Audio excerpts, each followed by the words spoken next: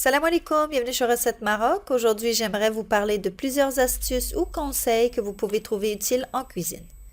Premièrement, pour rendre les plats un peu plus savoureux lorsque vous avez des plats utilisant l'oignon, essayez de le faire suer avant de rajouter la viande et autres aliments.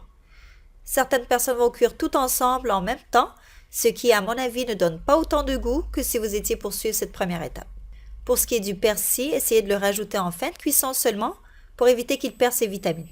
Sinon, vous pouvez toujours le consommer cru dans une salade, par exemple. Pour ce qui est de l'ail, c'est plutôt mitigé car certaines personnes vont retirer le germe quand c'est indigeste puis donnent une amertume au plat, tandis que d'autres vont l'utiliser au complet. Dites-moi dans les commentaires comment vous consommez l'ail. Pour les recettes de gâteaux, brioches ou autres utilisant des œufs, essayez de les avoir à température ambiante. Les œufs tempérés s'incorporent mieux à la pâte et montent plus facilement en neige comme pour la génoise, gâteau éponge, le gâteau 4 quarts par exemple. Si vous avez oublié de les sortir d'avance, il suffit de les mettre quelques minutes dans un bol d'eau chaude. N'oubliez pas aussi de vérifier les dates de péremption, surtout pour la levure puis même la farine. J'aime bien réfrigérer la levure boulangère afin qu'elle reste fraîche et se conserve mieux. Puis lorsque vous utilisez la levure sèche active, diluez-la avec un liquide tiède puis une cuillère de sucre.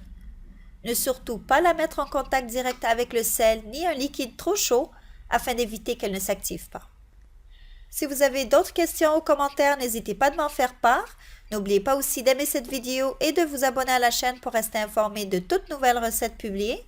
Et je vous dis à très bientôt, Inch'Allah, avec une nouvelle recette.